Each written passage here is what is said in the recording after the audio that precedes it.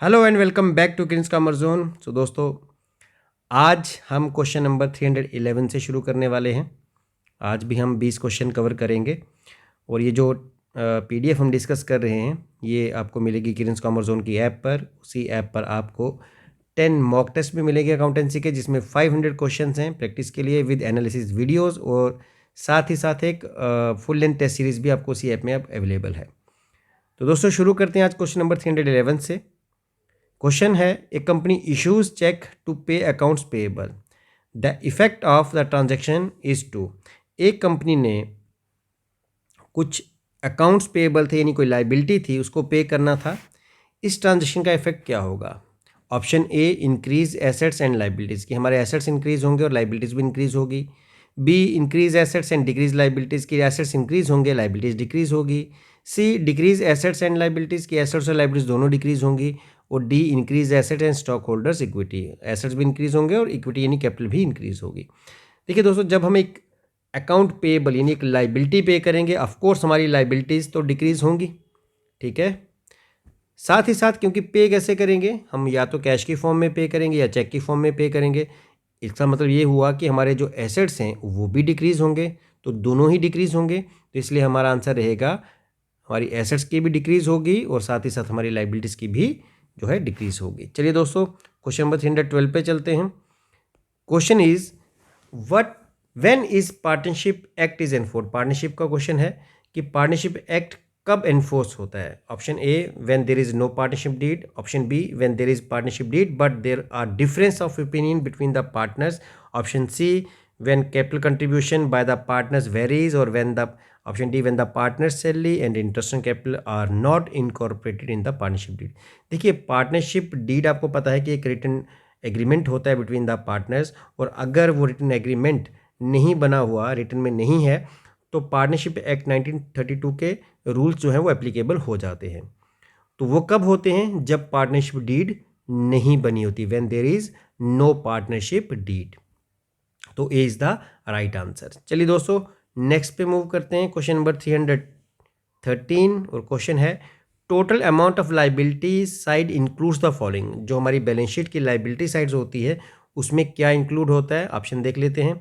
Options are authorised capital, issued capital, subscribe capital, paid up capital. दोस्तों पहले आप इनका मतलब समझ लो। ऑथोराइज कैपिटल क्या होती है? एक कंपनी की मैक्सिमम लिमिट होती है जिसके ऊपर कंपनी शेयर इशू नहीं कर सकती। आपने बड़ी बार देखा होगा कि कंपनीज नए शेयर्स इशू करती हैं, आईपीओ जिसे हम कहते हैं, इनिशियल पब्लिक ऑफर। तो हर कंपनी की एक ऑथोराइज कैपिटल होती है, जिसका ये मतलब होता है कि एक कंपनी उससे ज़्यादा शेयर इशू नहीं कर सकती। इशूड कैपिटल किसे कहते हैं? यानी अगर मान लो ऑथोराइज कैपिटल किसी कंपनी की 1 लाख शेयर है तो इसको हम बोलेंगे ऑथराइज कैपिटल, और मान लो कंपनी ने 80,000 शेयर इशू किए तो उसको हम बोलेंगे इशूड कैपिटल। अब ज़रूरी नहीं कि कंपनी के सारे शेयर बिक जाएं। मान लो कंपनी के 78,000 शेयर बिके तो उसको हम बोलेंगे सब्सक्राइब कैपिटल, यानी जितने लोगों ने खरीदे। पेड अप कैपिटल यानी जितना कंपनी को पैसा मिला। तो हमें ये देखना है कि हमारी लाइबिलिटीज़ में जितनी कैपिटल पेड अप होगी, यानी जितना लोगों ने पे किया, हमारी लाइबिलिटी भी उतनी ही है। तो हमारी लाइबिलिटी का जो पार्ट बनेगा that will be paid up capital, not subscribe. जितना लोगों ने खरीदा वो नहीं, जितना लोगों ने पे किया वही हमारी लाइबिलिटी होगी कि वापस पे करना है उनको। तो इसलिए हमें ये देखना है कि पेड अप कैपिटल कितनी है, वही हमारी बैलेंस शीट का पार्ट बनेगी। चलिए दोस्तों, जैसा कि अभी मैं आपको ये क्वेश्चंस करवा रहा हूँ और आपको बताऊँ कि मेरा डॉगी आके मेरे पास बैठ गया है और इसको भी मुझे लगता है कुछ सीखना है, ठीक है। चलिए नेक्स्ट क्वेश्चन पे मूव करते हैं। Which of the following is not related with money market. इसमें से कौन सा है जो मनी मार्केट से रिलेट नहीं करता? दोस्तों मनी मार्केट कौन सी होती है? शॉर्ट टर्म के लिए जो हम लोन, कंपनीज एक दूसरे से लोन उठाती हैं शॉर्ट टर्म के लिए, उसको मनी मार्केट कहते हैं। तो इसमें से कौन सा है जो मनी मार्केट में नहीं आता? तो ट्रेजरी बिल मनी मार्केट का पार्ट है, कमर्शियल बिल भी मनी मार्केट का पार्ट है, सर्टिफिकेट ऑफ डिपॉजिट भी मनी मार्केट का पार्ट है, लेकिन कौन सा मनी मार्केट का पार्ट नहीं है? That is shares. तो सबसे पहले आपको ये पता होना चाहिए कि मनी मार्केट क्या किसे कहते हैं।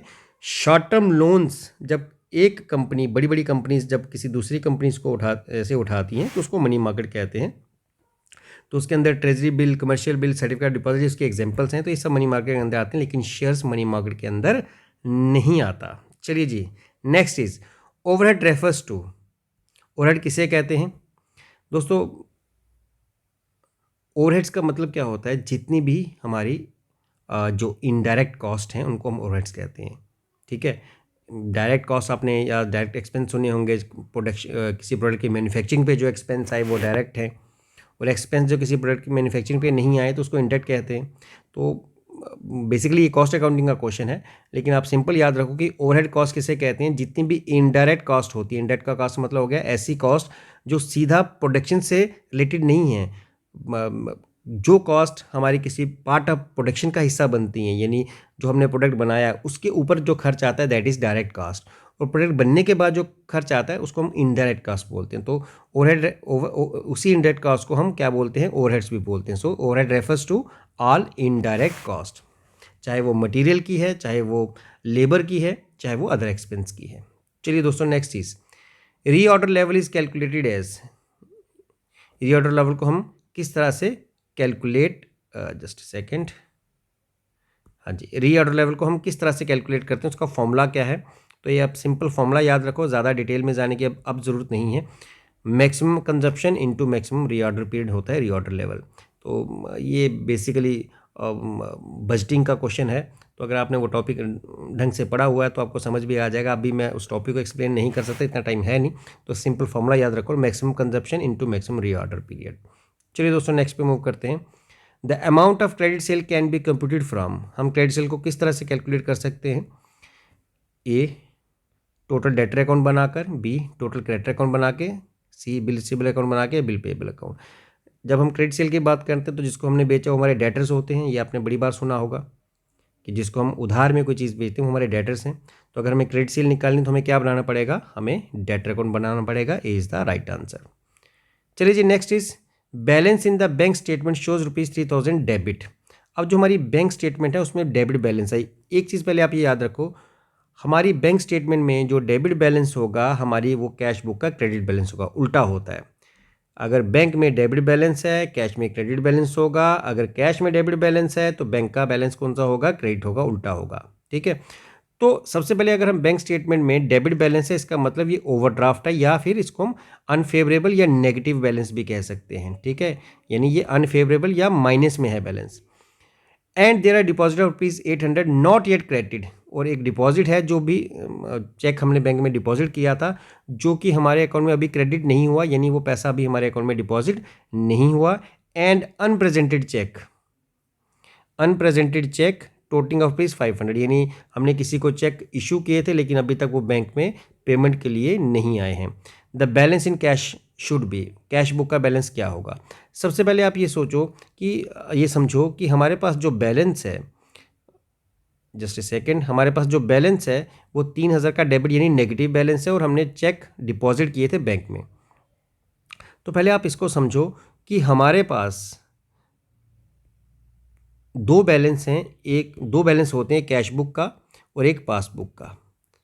अभी हमारे पास पासबुक का बैलेंस है, और मैंने कहा था जब हमारे पास पासबुक का बैलेंस होगा तो हमें ये देखना है कि हमें उस बैलेंस को लेके जाना है कैश बुक के बैलेंस के साथ। और उस प्रोसेस में मैंने कहा था जो कैश बुक में हो रहा होगा, जो कैश बुक में हो रहा होगा उसके साइन आपको सेम रखने हैं। साइन सेम रखने का मतलब किसी ट्रांजैक्शन की वजह से हमारी कैश बुक का बैलेंस अगर प्लस हो रहा है तो हमें प्लस कर देना है, पासबुक में भी प्लस कर देना है। और अगर किसी ट्रांजैक्शन की वजह से हमारी कैश बुक का बैलेंस माइनस हो रहा है तो हमें पासबुक में भी माइनस कर देना है।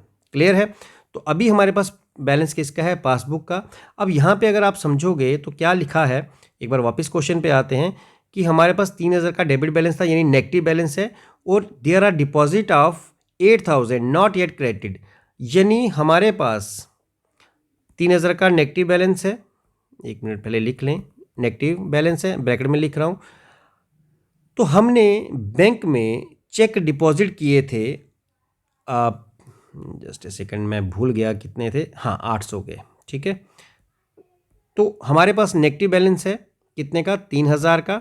हमने बैंक में चेक डिपॉजिट किए थे 800 के। सबसे पहले ये कैश बुक में जो हम बैंक में चेक डिपॉजिट करते हैं, यानी कस्टमर ने हमें पेमेंट की होगी, हमने वो पैसा बैंक में जमा करवाया हुआ, यानी वो बैंक में चेक भेज दिए। तो इसका मतलब कैश बुक में हमने उसको प्लस किया होगा, क्योंकि अगर कस्टमर हमें चेक दे रहा है तो इसका मतलब कैश बैलेंस हमारा बढ़ेगा। तो मैंने अभी कहा इस क्वेश्चन के स्टार्ट में कि जो कैश बुक में हो रहा है हमें सेम फैक्ट देना है। अगर कैश बुक में बैलेंस प्लस हो रहा है तो हमें यहाँ प्लस कर लेना है, तो मैं इसको यहाँ प्लस कर लूँगा, ठीक है। लेकिन क्योंकि ये फिगर ऊपर वाली माइनस में है तो प्लस माइनस माइनस हो जाएगा, तो 2200 आपका फिर माइनस में आ जाएगा। उसके बाद अनप्रेजेंट चेक, यानी हमने किसी को पेमेंट की थी, अगर पेमेंट की तो इससे हमारे कैश बुक पे क्या फ़र्क पड़ेगा कि वो कम हो जाएगी, यानी माइनस हो जाएगी। तो मैंने कहा था जैसा साइन है वैसा ही रखना है कैश बुक का। अगर किसी को पेमेंट करने से हमारा साइन माइनस हो रहा है, कैश बुक में हमारा बैलेंस कम हो रहा है, तो यहाँ पर भी हम कम कर लेंगे, तो माइनस कर लेंगे। अब क्योंकि ऑलरेडी ऊपर वाली टर्म माइनस में है तो माइनस माइनस क्या हो जाएगा, प्लस। तो हमारा आंसर हो गया 2700। अब मैंने आपको क्या कहा था, जो कैश बुक का अगर डेबिट बैलेंस है तो वही पासबुक का कौन सा होगा, क्रेडिट बैलेंस। इसका मतलब जो पासबुक का, ये हमारी पासबुक का बैलेंस है, ये पासबुक का अगर डेबिट बैलेंस है तो यही बैलेंस कैश बुक में कौन सा होगा, क्रेडिट। तो ये आंसर हमारा आंसर रहा बी, यानी 2700 क्रेडिट। क्योंकि पूछा है कि बैलेंस इन कैश बुक में कौन सा बैलेंस होगा, 2700 होगा, पासबुक का डेबिट, तो कैश बुक का कौन सा होगा, credit. B is the right answer. चलिए दोस्तों, वैसे इतने कॉम्प्लिकेटेड क्वेश्चंस आपको एग्जाम में आएंगे नहीं, प्रैक्टिकल पार्ट आने का चांसेस कम ही हैं, 1-2 क्वेश्चन या 3 क्वेश्चन हो सकते हैं, वैसे थ्योरेटिकल पार्ट ज़्यादा आने वाला है। चलिए दोस्तों, नेक्स्ट पे मूव करते हैं। Wages paid by trader is shown in. देखिए, ये अगर आपने फाइनल अकाउंट्स पढ़ा है टॉपिक, तो वेजेस जो होती हैं वो हमारे डायरेक्ट एक्सपेंस होते हैं, और डायरेक्ट एक्सपेंस कहाँ आते हैं, on the debit side of trading account. तो वेजेस पेड बाय ट्रेडर, अगर ट्रेडर ने वेजेस दी हैं तो वो वेजेस हमारी ट्रेडिंग अकाउंट की डेबिट साइड में आएंगे, क्योंकि जितने भी एक्सपेंस हैं वो डेबिट साइड में रिकॉर्ड किए जाते हैं। ट्रेडिंग अकाउंट की डेबिट साइड में जितने भी डायरेक्ट एक्सपेंसेस हैं, यानी वो एक्सपेंसेस जो किसी प्रोडक्ट की मैन्युफैक्चरिंग पे आए हैं, वो रिकॉर्ड किए जाते हैं, इसलिए वो डेबिट साइड में आएगी वेजेस, ठीक है। क्योंकि वेजेस किस लिए दी जाती है, जब कोई हमारी लेबर किसी प्रोडक्ट बनाने में, जो हमारी जो प्रोडक्ट बनाती है, तो लेबर को जब प्रोडक्ट बनाने के बदले में हम कुछ पैसे देते हैं, उसको वेजेस की कैटेगरी में लेते हैं, यानी वो डायरेक्ट एक्सपेंडिचर होता है, इसलिए ट्रेडिंग अकाउंट की डेबिट साइड में आएगी। चलिए दोस्तों, नेक्स्ट पे मूव करते हैं। Next is opening and closing balance of bill receivable can be calculated by preparing. अगर हमें बिल रिसीवेबल का ओपनिंग या फिर क्लोजिंग बैलेंस निकालना है तो हम क्या बनाएंगे, debtor account, creditor account, bill receivable account, bill payable account. ये तो क्वेश्चन में ही आंसर छुपा हुआ है कि अगर हमें ओपनिंग और बैलेंस किसका बनाना है, बिल रिसीवेबल का, तो हमें बिल रिसीवेबल अकाउंट बनाना पड़ेगा। तो इसमें कोई रॉकेट साइंस है नहीं, तो ये इसका आंसर रहेगा। चलिए दोस्तों, नेक्स्ट पे question number 321। If sales are 2,40,000, अगर हमारी सेल्स 2,40,000 की हैं, परचेजेज 1,75,000 की हैं, क्लोजिंग स्टॉक 30,000 का है, और percentage of gross profit on sale कितना है, 20%, ओपनिंग स्टॉक कितना होगा। देखिए कैसे निकालेंगे। सबसे पहले हमारे पास सेल्स गिवन है, तो सेल के ऊपर कितनी सेल है, 2,40,000, ठीक है। ग्रॉस प्रॉफिट कितना है, 20% सेल का, तो पहले तो मैं सेल का 20% ग्रॉस प्रॉफिट निकाल लेता हूँ, तो वो होता है 48,000, यानी ये हमारा क्या है, ग्रॉस प्रॉफिट, ठीक है। अब हमें निकालना है ओपनिंग स्टॉक। सबसे पहले ग्रॉस प्रॉफिट आ गया तो अब कॉस्ट ऑफ गुड्स सोल्ड निकाल लो, ये हमें चाहिए। कॉस्ट ऑफ गुड्स सोल्ड कैसे निकालते हैं, अगर आपको फॉर्मूला याद है तो सेल्स माइनस जीपी करते हैं, और सेल्स कितनी है, 2,40,000, और जीपी अभी हमने कैलकुलेट किया, वो आया 48,000, यानी कुल मिला के हमारे पास जो कॉस्ट ऑफ गुड्स सोल्ड है वो है 1,92,000। अब आप ये याद रखो, कॉस्ट ऑफ गुड्स सोल्ड 1,92,000 है। कॉस्ट ऑफ गुड्स सोल्ड का दूसरा एक फॉर्मूला भी होता है, अगर आपने ढंग से पढ़ा है तो दूसरा फॉर्मूला है opening stock plus purchases plus direct expense भी होता नहीं है हमारे पास, तो माइनस क्लोजिंग स्टॉक। अब ज़रा इसकी वैल्यू अगर पुट करोगे तो कॉस्ट ऑफ गुड्स सोल्ड हमारे पास कितनी है, 1,92,000 is equal to opening stock हमें कैलकुलेट करना है, इसलिए इसको हम ऐसे ही छोड़ देंगे as it is, plus purchases हमारे पास 1,75,000 की हैं, ठीक है, और हमारे पास क्लोजिंग स्टॉक है 30,000 का। तो इस इक्वेशन को आप सॉल्व कर लो। 1,75,000 में से 30,000 गए तो 1,45,000 बचा, तो 1,92,000 में से 1,45,000 आप माइनस कर लो, ठीक है। मैं यहाँ लिख रहा हूँ कि 1,92,000, एक मिनट, ये चल नहीं रहा, 1,92,000 माइनस ये 1,45,000 माइनस करके देख लो, तो 192, जैसे सेकंड, अरे बाबा हट जा, 192 माइनस 145, 12 में से 5 गए 7, 8 में 47,000। तो ये रहा हमारा आंसर। हमारी जो परचेजेज होंगी वो 147,000 की होंगी।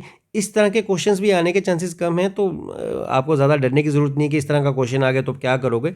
बहुत बहुत रेयर चांसेस हैं कि इस तरह का क्वेश्चन आ जाए। चलिए दोस्तों नेक्स्ट पे मूव करते हैं। Debit note is issue. Debit note कब इशू किया जाता है? अगर आपने वाउचर्स अप्रोच पढ़ा हुआ है तो डेबिट नोट तब इशू किया जाता है जब हम सप्लायर को यानी सेलर को गुड्स रिटर्न करते हैं, ठीक है। और क्रेडिट नोट कब इशू किया जाता है? जब गुड्स हमें वापस आती हैं। जब हम किसी गुड्स वापस करें तब हम डेबिट नोट इशू करते हैं, सेलर को गुड्स वापस करें, और जब हमें कोई गुड्स वापस करें तो हम क्रेडिट नोट इशू करते हैं। So B is the right answer. चलिए दोस्तों नेक्स्ट पे। नेक्स्ट इज कहाँ गया भाई मेरे? 323। Cheque is drawn upon. Cheque हम किस पे ड्रॉ करते हैं भाई? कौन देता है हमारा फाइनल पेमेंट? चेक की कौन करता है? बैंक करता है, इसलिए B is the right answer. Depreciation, next question. Depreciation will be provided through. Depreciation किस वोचर के थ्रू प्रोवाइड की जाती है? Transfer voucher. ट्रांसफर वोचर क्या होता है? किस ट्रांजैक्शन के लिए होता है? नॉन कैश ट्रांजैक्शन के लिए। आपको याद है ट्रांसफर वोचर होता है नॉन कैश ट्रांजैक्शंस वो होती हैं जिसमें कैश का इनफ्लो या आउटफ्लो नहीं होता। तो ऐसी ट्रांजैक्शन के लिए हम कौन सा वोचर यूज़ करते हैं? Transfer voucher. चलिए दोस्तों next is Bhandari's trial balance was showing difference of 5,000, debit side exceeds. देखिए भंडारी का ट्रायल बैलेंस है, ये डेबिट साइड है, ये क्रेडिट साइड है। कहता है भंडारी का जो ट्रायल बैलेंस है वो एक डिफरेंस बता रहा है 50,000 का, डेबिट साइड एक्सीड्स, यानी डेबिट साइड जो है ज़्यादा बड़ी दिखाई दे रही है as compare to credit side. यानी ये जो क्रेडिट साइड है इस साइड से डेबिट साइड 5,000 ज़्यादा बड़ी है। While checking of total sales register he found that total sale is overcast by 2,000। जब उसने सेल्स रजिस्टर चेक किया तो उसने ये भी देखा कि टोटल सेल जो है वो ज़्यादा दिखाई गई हैं। आप सबको पता है कि सेल्स हम कहाँ लेते हैं? क्रेडिट साइड में, इस तरफ आती हैं, क्रेडिट साइड में सेल आती हैं, ठीक है, इस तरफ।